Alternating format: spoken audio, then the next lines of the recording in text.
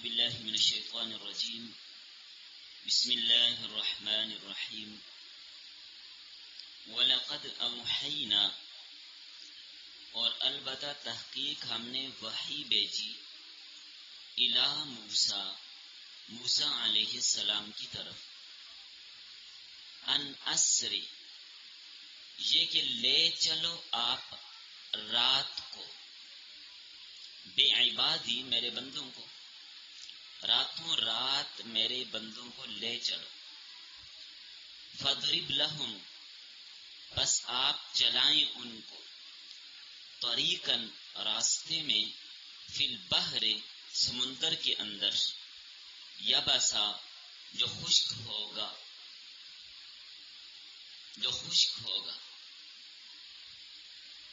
لا تخافوا آپ خوف نہ کریں درکن دشمن کے پکڑنے کا ولا تخشا اور نہ خوف کریں غرق ہونے کا فَأَتْبَعَهُمْ فِرْعَوْنُ بس پیچھا کیا ان کا فرعون نے بِجُنُودِهِ اپنے لشکر کے ساتھ فَغَشِيَّهُمْ مِنَ الْيَمِّ بس چھا گئی ان پر دریا کی موج نے ان کو اپنی لپیٹ میں لے لیا ما غشیہم جو چھا گئی ان پر وَأَضَلَّ فِرْعَوْنُ قَوْمَهُ اور بہکایا فرعون نے اپنی قوم کو وَمَا هَدَى اور ان کی رہنمائی نہ کی یا بنی اسرائیل اے بنی اسرائیل قد انجیناکم تحقیق ہم نے تمہیں نجات دی من عدوکم تمہارے دشمن سے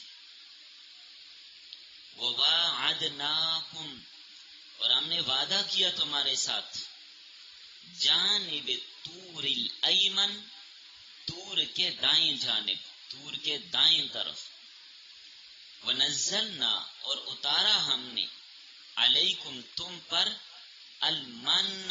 من وسلوى اور سلوى اتارا ہم نے تم پر من اور سلوى ان احسانات کو یاد کرو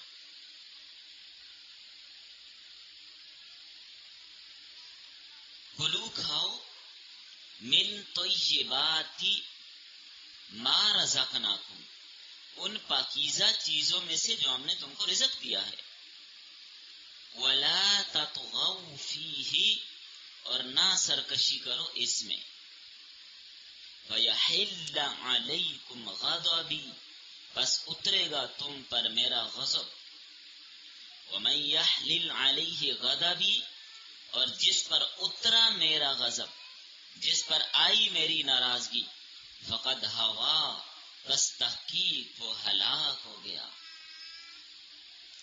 وَإِنِّي لَغَفَّارٌ اور بے شک البتہ میں بہت زیادہ بخشنے والا ہوں لمن تابا اس کے لیے جس نے توبہ کی وآمنا اور ایمان لایا وعمل صالحا اور اچھے عمل کیے ثم اهتدى پھر ہدایت پر قائم رہا چلیے بس لکھیے سورہ طٰ کا 8واں درس ہے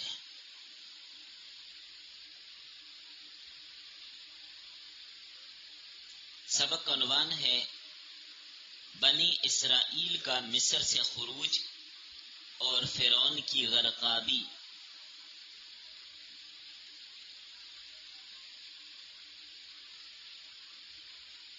ربط سابقہ سبق میں جادوگروں کے ساتھ حضرت موسیٰ علیہ السلام کے مقابلہ کا ذکر کیا گیا تھا فرعونیوں کو دن دہاڑے کھلے میدان میں پبلک کے سامنے شکست فاش ہوئی اور جادوگر مسلمان ہو گئے، بنی اسرائیل کا پلہ بھاری ہو گیا۔ تو اب آگے حضرت موسیٰ علیہ السلام کی دعوت اور تبلیغ کا سلسلہ مزید کھل کر شروع ہو گیا۔ فرعون بڑا خائف ڈرا ہوا تھا۔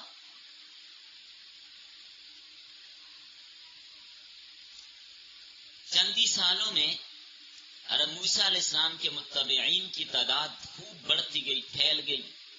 فرعون کو اب مزید خطرہ تھا،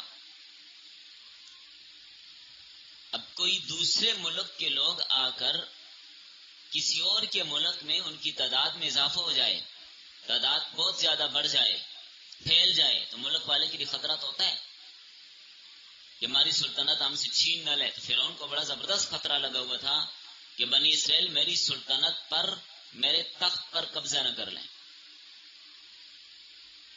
حسب سابق پھر اس نے ظلم کرنا شروع کر دیا، بچوں کو پھر قتل کرنا شروع کر دیا۔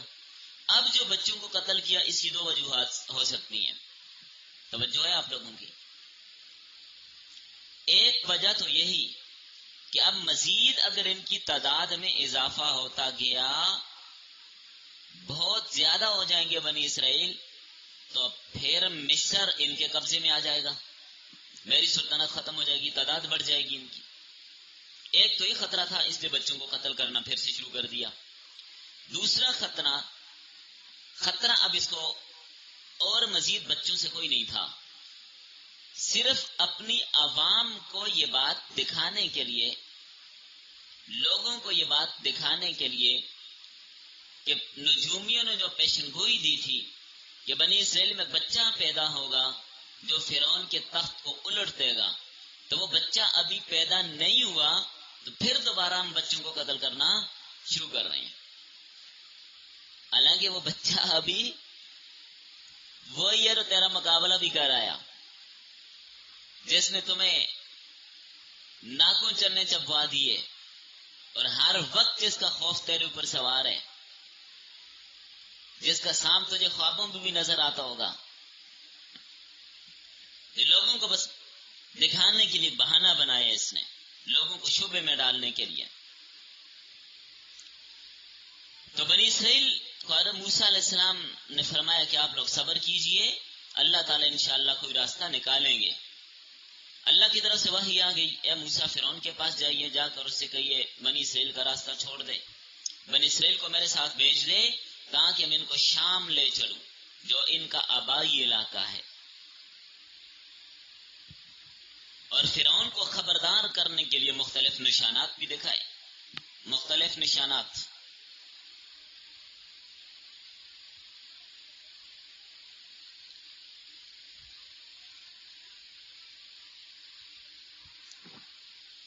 جن کا تذکرہ آپ نے سورۃ الاعراف میں تفصیلاً پڑھ لیا ہے۔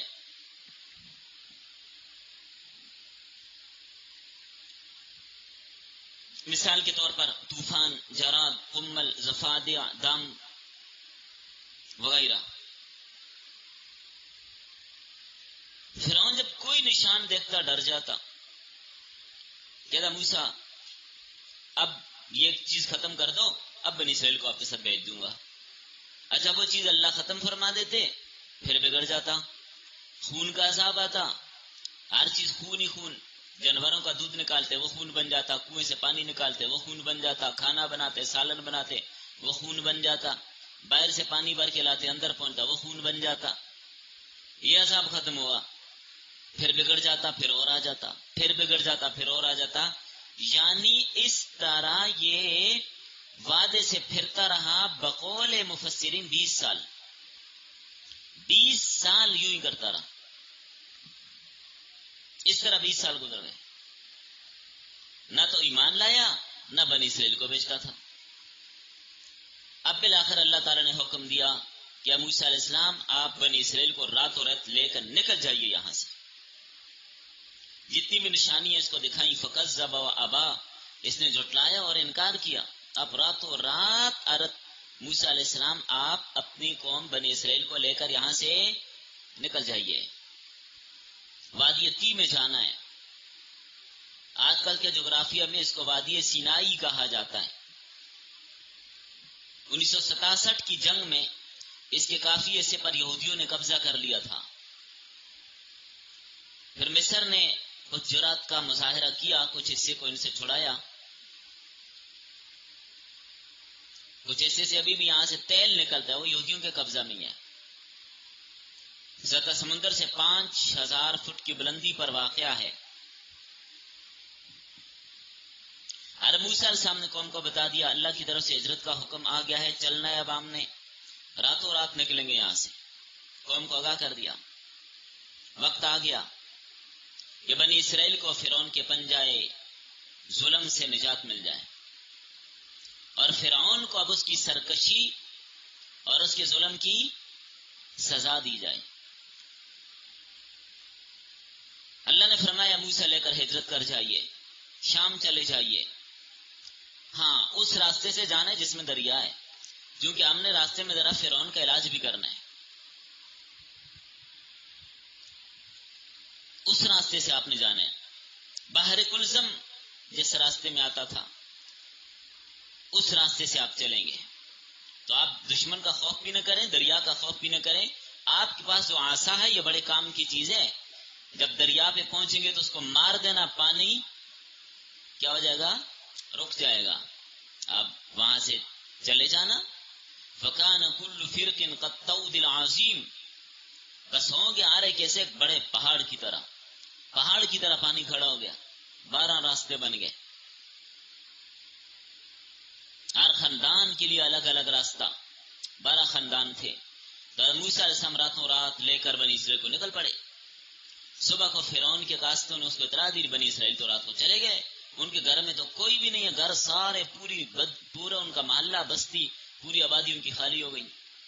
فرعون نے کہا اچھا پھر تو کام خراب ہو گیا، فوج فوراً ہنگامی حالت میں جمع کی اور لشکر لے کر چل پڑا بنی اسرائیل کے تعاقب کے لیے۔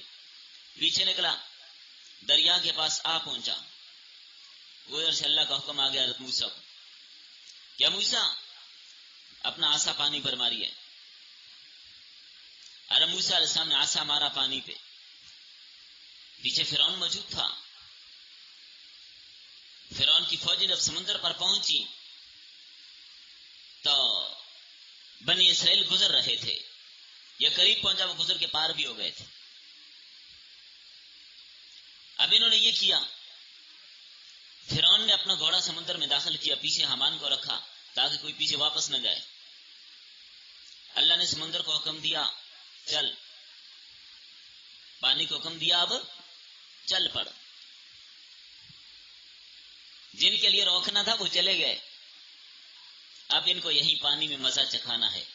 حتی اذا ادرکہ الغرق قال آمنت انہ لا الہ الا الذی آمنت بہ بنو اسرائیل وانا من المسلمین۔ فرعون کہنے لگا جب پانی میں اس کو موجوں نے ذرا اس کو جھنجھوڑا نا اندر، کہنے لگا ایمان لاتا ہوں، کہنے لگا بے شک کوئی معبود نہیں مگر وہی جس پر بنو اسرائیل ایمان لائے، اور میں بھی فرما برداروں میں سے بنتا ہوں، ابھی بنتا ہے۔ یہ تو کفار تو جہنم میں، جب جہنم کے اندر ان کو غوطے دیے جائیں گے وہاں پر بھی کہیں گے ایمان لاتے ہیں، ابھی ایمان لانے کا کوئی فائدہ ہے نہیں۔ مرتے وقت جب سارے آثار سامنے نظر آ جائیں، ابھی اگر کوئی کہتا ہے میں ایمان لاتا ہوں تو اس کے اس ایمان کا کوئی فائدہ نہیں ہے۔ ترمذی میں ایک روایت آتی ہے، بڑا عجیب منظر تھا جب فرعون ڈوب رہا تھا۔ ویڈیو بنانے کا دور نہیں تھا، نہیں تو آج آپ لوگ بھی آج دیکھ رہے ہوتے۔ کیا خیال ہے؟ آج کل تو ہر چیز ریکارڈ ہو رہی ہے نا، تو بڑا عجیب منظر، فرعون بڑی عاجزیاں کر رہا تھا، بڑی آہوزاری کر رہا تھا، بڑا واہ ویلا کر رہا تھا۔ ارے جبرائیل نے کیا کیا، گارا اٹھایا اس کے منہ میں ٹھونسنا شروع کر دیا، کہیں اللہ کو اس ظالم پر ترس نہ آ جائے، کہیں اللہ اس کو معاف نہ کر دے، اس نے بڑے ظلم کیے، اس نے بڑے ظلم کیے۔ قرآن کریم میں یہ جو فرمایا فَالْيَوْمَ نُنَجِّيكَ بِبَدَنِكَ لِتَكُونَ لِمَنْ خَلْفَكَ آیَةً، اس آیت میں کیا بتایا؟ آج کے دن ہم بچا لیں گے تمہارے جسم کو، تاکہ ہو جائے وہ ان لوگوں کے لیے نشانی جو تیرے بعد آئیں گے۔ یہاں پر ایک بات اچھی طرح ذہن میں رکھیے، کچھ لوگوں کو یہاں پہ ایک شبہ ہوا، وہ کہنا فرعون مسلمان ہو گیا تھا۔ اچھا، ہم تو یہ بات سنتے تو ہمیں لگتا ہی لطیف ہے، کہتے فرعون کیا ہو گیا تھا؟ مسلمان ہو گیا تھا۔ بھئی کیا ہوا؟ کہتے ہیں اللہ نے کہا کہ ہم تیرے بدن کو بچا لیں گے۔ او خدا کے بندو، بدن کو بچانے کی بات ہے تو بدن اس کا بچا لیا اللہ تعالیٰ نے، دکھانے کے لیے دنیا کو بطور عبرت دکھانے کے لیے اس کے بدن کو محفوظ کر دیا تاکہ لوگ دیکھیں یہ وہ فرعون ہے جو کہتا تھا سب سے بڑا خدا میں ہوں۔ آج دیکھ لیجیے اس کی عاجزی کو۔ آج بھی آپ فرعون کی لاش میوزیم میں موجود ہے، اس کو دیکھا جا سکتا ہے، نیٹ کے اوپر بھی آپ اس کو دیکھ سکتے ہیں۔ یہ فَالْيَوْمَ نُنَجِّيكَ بِبَدَنِكَ، تیرے بدن کو ہم بچا لیں گے تاکہ دنیا کے لیے وہ عبرت کا سما ہو۔ یہ مطلب ہے اس بات کا۔ فرعون کی لاش کو سمندر نے باہر پھینک دیا، باقی وہ یہاں پر ہے یا جہاں پر بھی ہے اس کے ساتھ جہنم کا تعلق، عذاب کا تعلق اس کے ساتھ موجود، ہمیں نظر نہیں آ رہا، عذاب اس کو ہو رہا ہے۔ سمجھ آ رہی ہے بات؟ عذاب اس کو ہو رہا ہے، ہمیں نظر نہیں آتا کیونکہ وہ اس جہان میں ہے، اس میں نہیں۔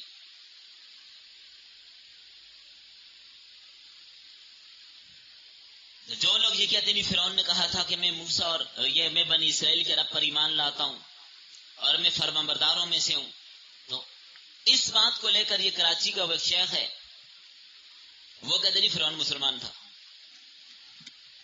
وہ بھائی خدا کے بندے، اس وقت کا اسلام قبول کرنا معتبر ہی نہیں۔ وہ تو سارے کافر جب جہنم میں جب جا رہے ہوں گے کہتے ہیں آپ مسلمان ہوتے ہیں، ہم نے تو کفر شرک کیا ہی نہیں ہے، تو کیا کہہ دو پھر ان کو بھی۔ سمجھ آ رہی ہے بات؟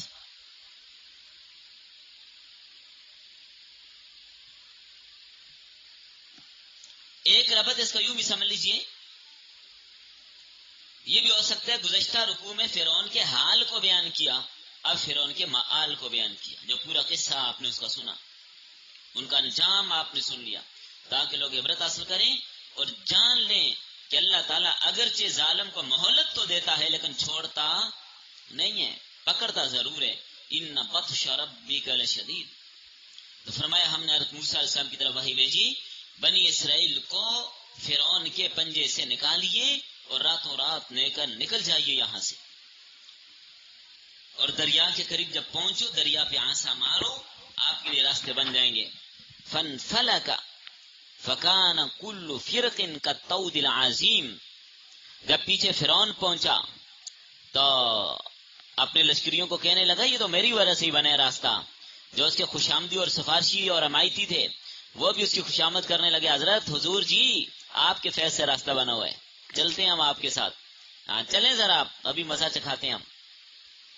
جب دریا میں پہنچے اللہ تعالیٰ نے پانی کو حکم دے دیا، موجوں نے اس کو اپنی لپیٹ میں لے لیا، دریا کی ہولناک موج نے ان کو پکڑ کر خوب جھنجھوڑا، ہر طرف سے پانی آ ملا۔ آگے فرعون کے دعوے کا جواب دیا، یہ کہا کرتا تھا نا وما اہدیکم الا سبیل الرشاد، میں تو تمہیں سیدھے راستے کی طرف رہنمائی کرتا ہوں۔ جواب دے نہیں، فرعون سیدھے راستے کی طرف رہنمائی نہیں کرتا تھا، لوگوں کو گمراہ کرتا تھا، لوگوں کو راستے سے بھٹکاتا تھا، سیدھے راستے سے ہٹاتا تھا، رہنمائی کدھر کرتا تھا؟ رہنمائی نہیں کرتا تھا۔ وما اہدیکم الا سبیل الرشاد، یہ کہتا تھا میں نہیں نہ رہنمائی کرتا تمہاری مگر بلائی کے راستے کی، میں تمہیں سیدھے راستے پر ڈالتا ہوں۔ موسیٰ علیہ السلام کی بات نہ ماننا، ان کی اطاعت نہ کرنا، یہ کہتا تھا نا، یہ سیدھا راستہ ہے۔ ہوا کیا پھر؟ خود بھی ڈوبا اور دوسروں کو بھی لے ڈوبا۔ اب بنی اسرائیل آگے وادی تیہ میں پہنچے، اب وہاں پر ان پر اللہ کی طرف سے جو انعامات ہوئے، آگے اب اگلی آیات میں بنی اسرائیل پر انعامات خداوندی، بنی اسرائیل پر انعامات خداوندی اس کو بیان کیا جا رہا ہے۔ تو اللہ فرماتے ہیں یا بنی اسرائیل، اے بنی اسرائیل، قد انجیناکم من عدوکم، تحقیق ہم نے نجات دی تمہیں تمہارے دشمن سے ہم نے تمہیں نجات دی۔ اب دیکھیں دشمن سے نجات کتنا بڑا انعام ہے، ورنہ کسی کے ساتھ کوئی دشمنی ہو ہر وقت خوف سوار رہتے ہیں، بندہ کھانا بھی اسکول سے نہیں کھا سکتا اس لیے کہ دشمنی ہے، کیا پتا دشمن کہاں آ جائے، سفر میں کہیں نکل نہیں سکتا، کہیں دشمن راستے میں نہ ٹپکے۔ دشمنی ایک بہت بڑا عذاب ہے، اللہ تعالیٰ سارے مسلمانوں کو بچائے۔ تو کسی کے ساتھ کسی کو دشمنی ہو تو ایک بہت بڑا خطرہ ہوتا ہے، تو انعام ہے کہ دشمن سے ہم نے تمہیں بچا لیا، ورنہ بنی اسرائیل بعد میں بھی نا ان کو یہی فکر ہوتی ہے موسیٰ علیہ السلام فرعون ابھی آ جائے گا، وہ ادھر آ جائے گا، اس کی فوج آ جائے گی، اس لیے اللہ کو پہلے ہی پتا تھا کہ یہ بنی اسرائیل بڑے ڈرپوک لوگ ہیں، اللہ نے فرعون کو اور اس کے لشکر کو بنی اسرائیل کی آنکھوں کے سامنے غرق کیا تاکہ دیکھ لیں، پھر کہیں یہ نہ کہیں کہ سمندر سے نکل آیا، وہ آنکھوں کے سامنے غرق کیا اللہ تعالیٰ نے۔ سمجھ آ رہی ہے بات؟ وادی تیہ میں پہنچے تو دوسرے نام کیا کیا، وَوَعَدْنَاكُمْ جَانِبَ الطُّورِ الْأَيْمَنِ، ہم نے وعدہ کیا تمہارے ساتھ طور کے دائیں طرف۔ موسیٰ علیہ السلام کو اللہ نے تورات دی، تو یہ دینی نعمت کا ذکر کیا، پہلے جان بچائی، اب آگے نمبر 2 پہ دینی نعمت کا ذکر کیا کہ ہم نے آپ کو احکامات دی اور تورات عطا کی۔ طور پہ موسیٰ علیہ السلام آئے اور ان کو تورات عطا کی کہ چلو بھائی لو تورات آپ کے پاس آ گئی ہے، اس کو پڑھو اور اس کے احکامات پر عمل کرو۔ پھر وہاں پر مزید انعامات اللہ تعالیٰ کی طرف سے کیا ہوئے، مزید انعامات اللہ کی جانب سے یہ کیے گئے کہ اس وادی میں کوئی بازار، کوئی مارکیٹ، کوئی سبزہ، کوئی کھیتیاں، کوئی باغات کچھ بھی نہیں تھا۔ اب آگے دنیاوی نعمت کا ذکر کیا کہ ہم نے تمہارے اوپر من و سلوہ اتارا، کھانے کے لیے کچھ بھی نہیں تھا، تیار کھانا، نہ کچن بنانے کی ضرورت، نہ آگ جلانے کی ضرورت، نہ پکانے کی ضرورت، نہ محنت کی ضرورت، نہ نوکری کی ضرورت، نہ ملازمت کی ضرورت، نہ فیکٹری چلانے کی ضرورت، تیار کھانا روزانہ آ رہے کھاؤ۔ ایک تھا من، میٹھی ڈش، حلوہ، کھیر، کچھ بھی آپ لوگ کہہ سکتے ہیں، اور دوسرا سلوہ، بٹیرے جیسے پرندے ہوتے تھے تو ان کا گوشت باربیکیو بھی آ جاتا تھا، اپنی ضرورت کے لیے لینے کی اجازت تھی، ضرورت سے زائد لینے کی اجازت، اگلے دن کے لیے ذخیرہ کرنے کی اجازت نہیں تھی، بس جتنا آپ آج کھا سکتے ہیں لے لیجئے، اتنا ہی دیا جاتا تھا۔ بعد میں یہ بھی لکھا ہے کہ بٹیرے زندہ آ جاتے، ان کو بھون کے کھا جاتے یا تیار آتے، بہرحال حقیقت اللہ تعالیٰ جانتے ہیں۔ اس کے علاوہ اور بھی بڑے انعامات اللہ نے کیے ان پر، وَظَلَّلْنَا عَلَيْكُمُ الْغَمَامَ وَأَنزَلْنَا عَلَيْكُمُ الْمَنَّ وَالسَّلْوَىٰ، تو اس آیت میں سورۃ البقرہ میں وَظَلَّلْنَا عَلَيْكُمُ الْغَمَامَ، دھوپ تھی، مکان، چھتے، محلات تو تھے نہیں، ہم نے بادل کا سایہ کر دیا، بادل ان کے اوپر، یہ ایسا بادل نہیں جو بارش والا ہوتے، ایک باریک سی جھلی ہوتی تھی جس میں اندھیرا بھی نہیں ہوتا تھا، روشنی ہوتی تھی اور سایہ بھی ہو جاتا تھا، جب سورج غروب ہوتا یہ بادل ہٹ جاتا۔ کھانے کے لیے ہم نے اتنی نعمتیں، اور پھر پانی نہیں تھا پینے کے لیے، پھر کیا کیا، یضرب بعصاک الحجر، اپنا عصا پتھر پر ماریے تو 12 چشمے پھوٹ پڑے، فانفجرت منہ 12 عینا قد علم كل اناس مشربهم، ہر ایک فریق نے، ہر 12 خاندان تھے تو ہر ایک نے اپنا گھاٹ پہچان لیا کہ یہاں سے ہم نے پانی پینا، یہ روبیلیوں کا ہے، یہ یامینیوں کا ہے، یہ یوسفیوں کا ہے، یہ یہودیوں کا ہے، تاکہ آپس میں جھگڑا نہ کریں۔ 40 سال یہی سلسلہ ان کے ساتھ چلتا رہا، پھر کہنے لگے لن نصبر علی طعام واحد، ہم ایک کھانے پر صبر ہرگز نہیں کریں گے، کوئی پیاز کھائیں، کوئی لہسن کھائیں، کوئی مسور وغیرہ کھائیں، فلاں چیزیں ہم کھائیں، اللہ سے کہا یہ چیزیں ہمیں ملا رہا۔ موسیٰ علیہ السلام نے سمجھایا اللہ کے بندو، میٹھی ڈش بھی مل رہی ہے، نمکین ڈش بھی تیار مل رہی ہے، کیا ہو گیا تمہیں؟ اب خود کسان بننا چاہتے ہو، کھیتی باڑی کرنا چاہتے ہو، مشکلات میں پڑ جاؤ گے۔ انہوں نے کہا نہیں جی، ہم یہی کرنا چاہتے ہیں، ہمیں یوں ہی کرنا ہے۔ تو بہرحال پھر ان کو کہا چلو پھر قریب کی آبادی میں چلو، وہاں پر کھیتی باڑی کرو۔ تو وہ ایک الگ موضوع ہے، اس پر آپ سورۃ البقرہ میں آپ لوگ پڑھیں۔ اصل منزل کون سی تھی؟ اور موسیٰ نے ان کو سمجھایا کہ ہماری اصل منزل یہ جگہ نہیں ہے، تم نے یہاں پر شرارتیں کی اس لیے یہاں پہ 40 سال ٹھہرنا پڑ رہا ہے، ورنہ ہماری اصل منزل ارض مقدس ہے، فلسطین ہے، وہاں جانا ہے۔ اس وقت سارے علاقے کو ارض مقدس کہا جاتا تھا، شام، کنعان۔ یہ تو یورپ نے ان کو الگ الگ ٹکڑے ٹکڑے کر دیا۔ فلسطین، اردن، شام، یہ سب ایک علاقہ تھا۔ بہت ہی زرخیز اور زبردست قسم کا علاقہ ہے، ہر قسم کے پھل اور میوہ جات، انگور، سبزیاں، طرح طرح کی چیزیں یہاں پر پیدا ہوتی ہیں۔ وہاں پر ان کو کہا جاؤ جہاد کرو، پھر وہاں داخل ہونے، کہنے لگے نہیں، جب تک وہاں پر وہ لوگ موجود ہیں نا ہم نہیں جا سکتے۔ موسیٰ علیہ السلام نے جاسوس روانہ کیے 12 آدمی کہ مسافروں کی شکل میں جائیں، تاجروں کی شکل میں جائیں، سیاحوں کی شکل میں جائیں، جا کر جائزہ لے کر آئیں ان کے پاس کیسے کیسے ہتھیار ہیں، کس طرح کے قلعے ہیں، تاکہ وہاں پر ہم جا کے حملہ کریں، فتح کس طرح ہم ان پر پا سکتے ہیں۔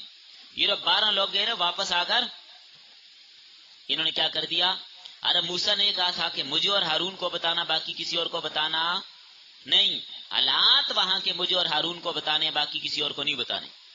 لیکن انہوں نے کیا کیا، سوائے ایک بندے کے سب نے آ کر سب کو ڈرا دیا۔ بڑے کڑیل قسم کے لوگ ہیں، بڑے مضبوط قلعے ہیں، بڑا اسلحہ ان کے پاس، کام بڑا خراب ہے، ہم تو ان کے ساتھ نہیں لڑ سکتے۔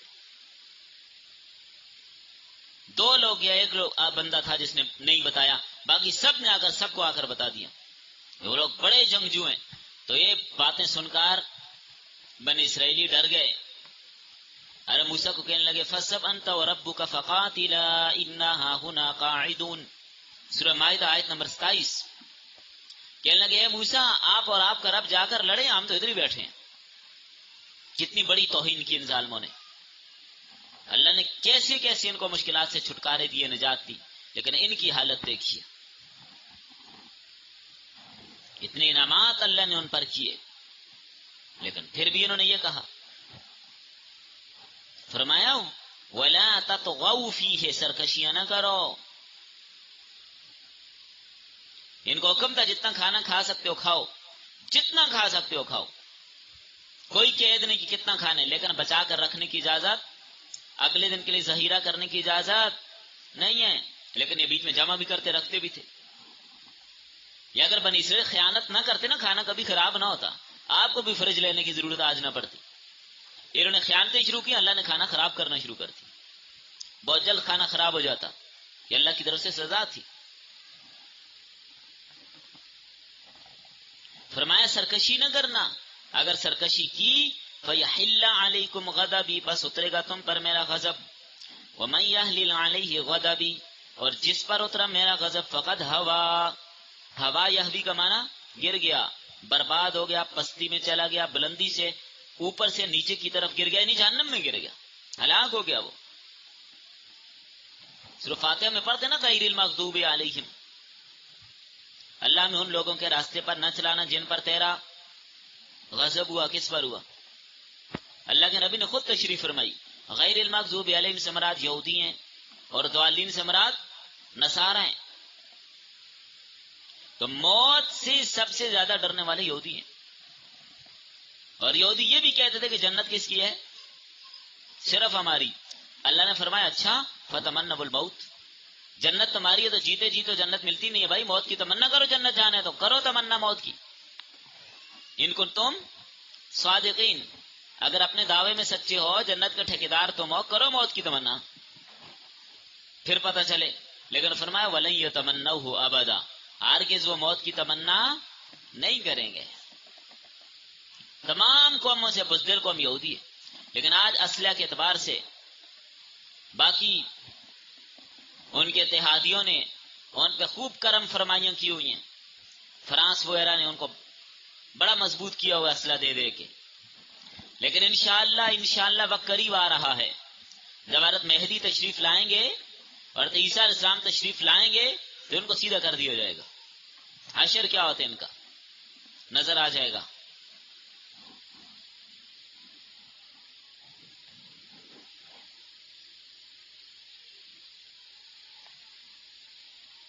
تو فرمایا ذخیرہ اندوزی نہیں کرنا ورنہ میرا غضب نازل ہوگا، سرکشی نہیں کرنا ورنہ ہلاک کر دیے جاؤ گے۔ اور جس نے ایمان لایا، اچھے اعمال کیے، نیک کام کیے، اللہ تعالیٰ سے بخشنے والے، مضبوطی کے ساتھ جس نے دین کو پکڑا، اسی حالت میں اس کی موت آئی، یعنی یہ مقام استقامت ہے، موت اسی حالت میں آئی کہ وہ ایمان والا تھا، تو یہ بندہ کامیاب ہے، یہ کامیاب ہے، سرخرو ہونے والا ہے۔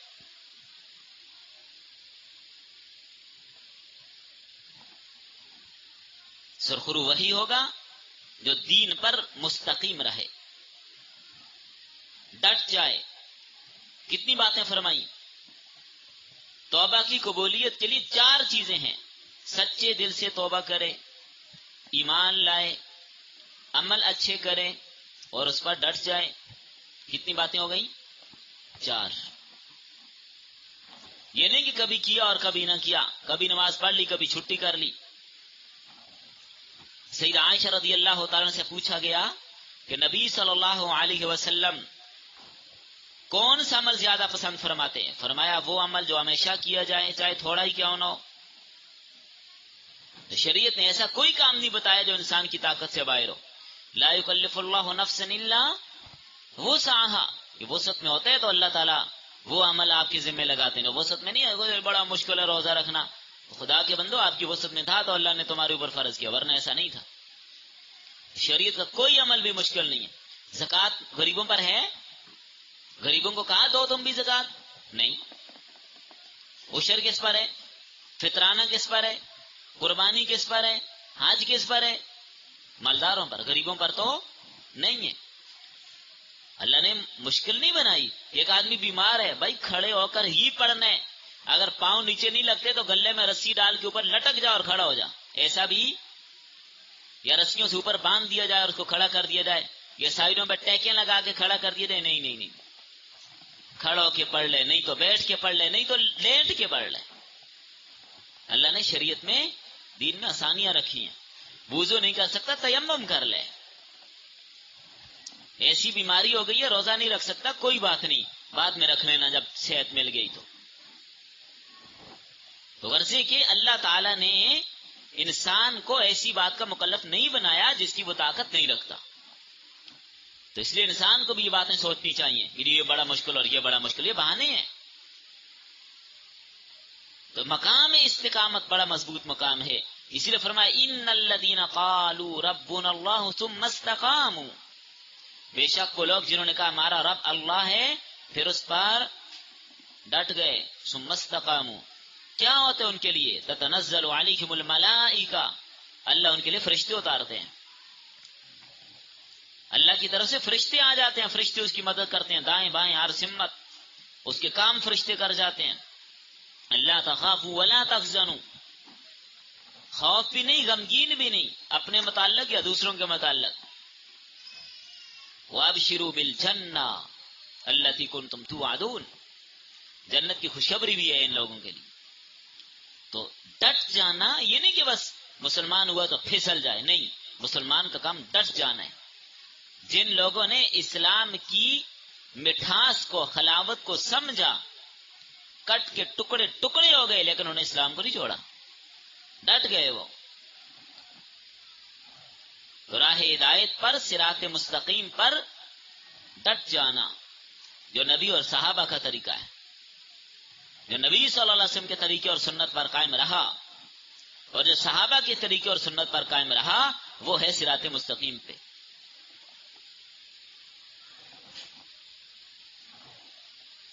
تو ابھی ہمیں یہاں سے جو سبق ملا،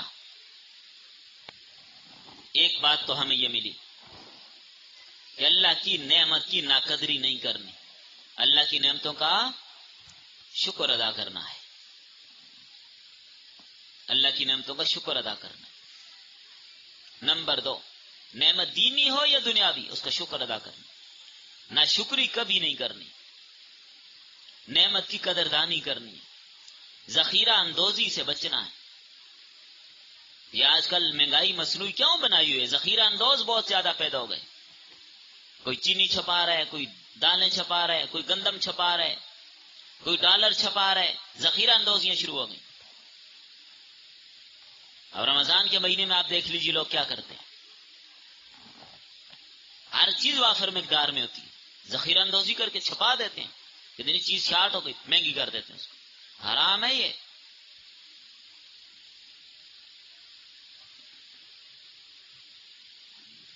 اور ایک ہمیں یہ بتایا کہ استقامت، ڈٹ جانا، پھسلنا نہیں، حالات کچھ بھی آ سکتے ہیں، دجال بھی آ جائے لیکن قدم ڈگمگانے نہ پائیں، صراط مستقیم پہ ڈٹ کے رہنا ہے۔ چلیں بس۔